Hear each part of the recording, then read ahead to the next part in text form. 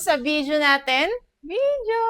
Char. Disclaimer lang po mga ka-loan, etong video natin ngayon ay para sa information at awareness lamang po ha. Hindi po ito sponsored, hindi po ito panghihikayat, hindi po ito financial advice. Kaya kung kayo po ay maglo-loan ay basahin yung mabuti yung mga terms at siguraduhin na maglo-loan lang po kayo ng mga amount na kaya ninyong bayaran. So ito na nga ang chika mga ka-loan, ito nga loan application na to ay dati ko nang in-applyan pero hindi ko siya ibinidyo yun dahil nabusit ako sa kanya. Dahil panay siya processing, nakatatlong araw ako ng pag-aantay sa kanya na panay processing.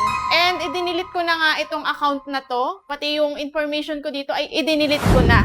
Pero sabi nga nila ito daw ay legit at maganda raw, kaya i-download ko ulit, nagbabaka sakali na tayo ay ma-approve na dito this time. So, pagka-download ko nga dito mga ka-loan ay laking gulat ko. Hindi niya na ako hininga ng aking information. Wala na siyang hiningi, dire-diretso na. Pero sa pagkakaalam ko mga ka-loan, nag-delete ako ng account dito. Di ba kapag sinabi nating delete, ay dapat na wala na sa kanya yung ating info. Pero hindi, nandun pa rin. So mga ka-loan, lagi kong paalala sa inyo, mag-ingat palagi sa pag-share ng ating mga personal information dahil kagaya nito, hindi nga lahat talaga ay nabubura. Ilang beses na ako nakaka-experience na mga ganitong loan application na talagang kahit mag-delete account ka, ay nananatili doon yung ating info. So mga ka-loan, ito nga yung Bene, sasabihin ko na sa inyo agad, ito yung Bene loan application.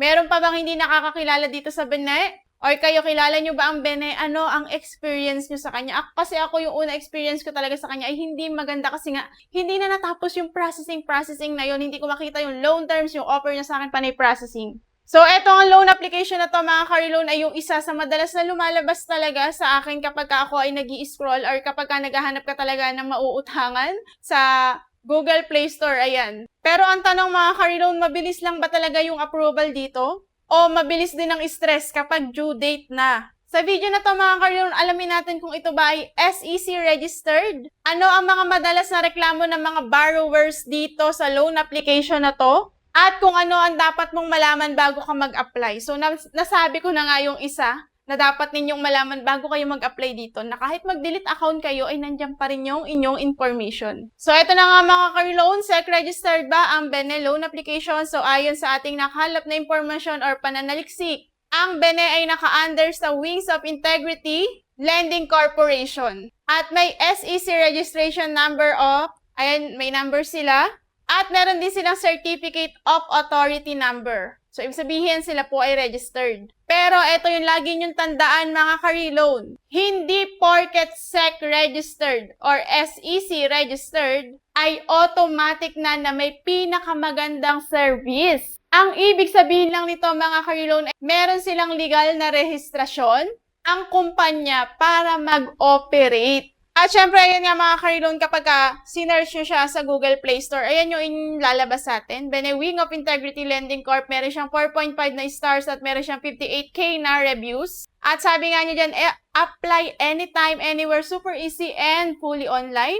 SEC registered trusted lending partners get the full amount, no extra service fees. Full amount daw ha mga ka-loan, no extra service fees daw. Borrow up to 40,000 pesos. At ito nga ay na-release noong July 28, 2025 pa. So ito ay mag-iisang taon na mga ka-loan. Pagbukas nyo nga sa kanya, ayan, hey, welcome. Ito na yung notice. Mag-agree lang tayo dyan. At ito yung kanilang pinaka-homepage. Terms nila 120 days daw, low interest, safe and secure. At ito na nga mga ka-loan yung sinasabi ko sa inyo. Dahil nag-delete account na ako dito, ine-expect ko na magsasagot ulit ako sa kanila.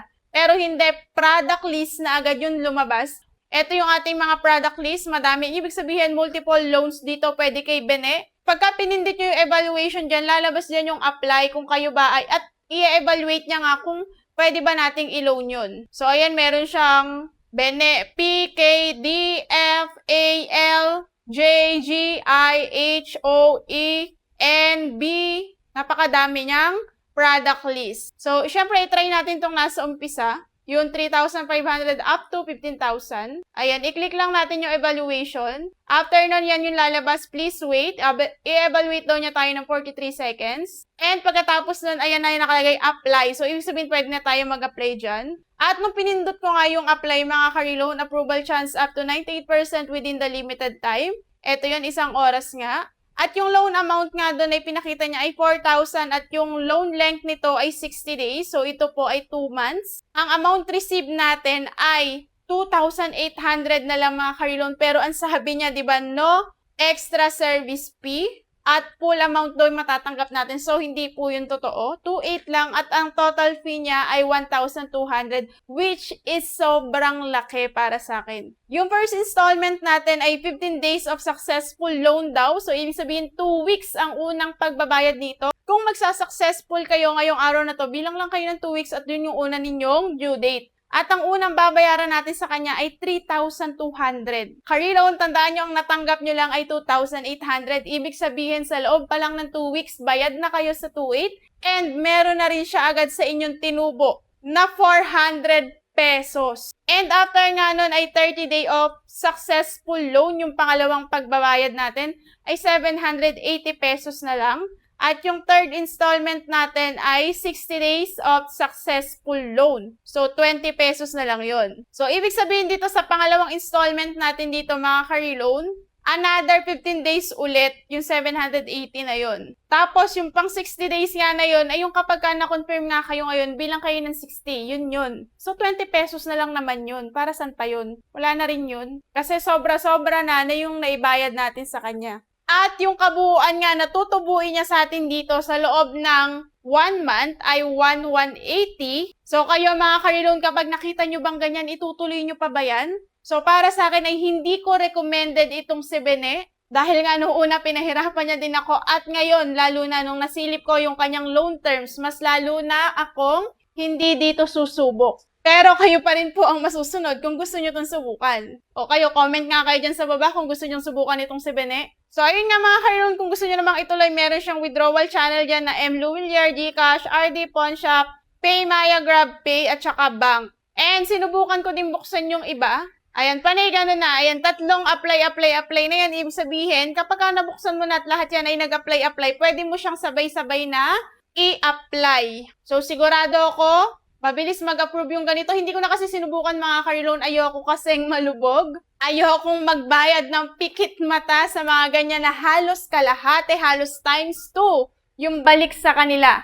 Kaya mga karilon, bago kayo pumindot ng apply now dyan or mag-confirm dyan, mag-compute muna kayong mabuti. Magbasa ng terms at siguraduhin yung kaya nyong bayaran yung loan amount bago pindutin yung apply now na button. Ako kasi mga karilon, hindi ko kayang bayarin yan sa ngayon. Ayokong ilagay sa alanganin ng aking sarili. At baka mamaya madali ako ng isang araw dito, nako, ma-post ako nito. Kasi mga ka-reloan, eto yung mga madalas na nababanggit na reklamo dito kay Bene. Eto yung mga nabasa ko sa iba't ibang forums, mga posts, mga comments, mga reviews ng mga borrowers. Eto daw ay madalas tumawag at mag-text collections. At meron daw itong pangaharas kapag ka-overdue. At mga ka-reloan, kumokontak ito sa mga contact reference. Di ba nakakahiya? Mataas ang interest niya at may nga ang repayment. At mga ka-reloan, mabagal o mahirap kausapin yung kanilang CS o yung customer support. Mga ka-reloan, tandaan nyo yung sinabi ko na yan ay mga nabasa ko lang, ni-research ko lang. Iba-iba naman tayo ng experience. So, bawat borrowers ay may iba-ibang karanasan sa mga loan application na kanilang pinag-a-applyan. Minsan maganda sa akin pero sa inyo hindi pala, diba? Pero syempre, depende tayo sa kung ano yung mas maraming nakikita natin or nababasa natin. Pero kasi mga ka-reloan, paulit-ulit kong nababasa yung mga ganyang reklamo tungkol sa kanya. Kagaya niyan mga ka-reloan, kung hindi ako nagbasang mabuti, nag-sign up ako ng mabilis, nagpindot ako ng apply now agad, nag-confirm ako agad, baka pagdating sa bayarin nito, baka gusto ko na lang mag-disappear. So mga ka-reloan, kapag sinama rin nga natin, ang tubo nito ay 1,180. At meron siyang interest rate na 42.14% at meron siyang interest per day na 1.40% kada araw. So yun lang muna mga ka-reloan ng tungkol dito kay Bene. Kung nakatulong sa inyo itong video natin, please like naman kayo dyan and mag-comment na rin kayo ano experience nyo kay Bene. At kung meron pa ba kayong loan application na gustong ipa-review, i-review natin yan ako muna bago kayo, di ba? At mag-share na rin kayo para mas makatulong tayo sa iba. At syempre, kung hindi ka pa nakasubscribe, ay mag-subscribe ka na and hit the notification bell para lagi kang updated sa uploads natin. Yun lang mga ka-reloan, sana ay makaahon na tayo lahat sa pagkakautang and iwasan natin yung tapal-tapal system. Maraming salamat sa panonood and see you on my next videos. God bless you all. Bye!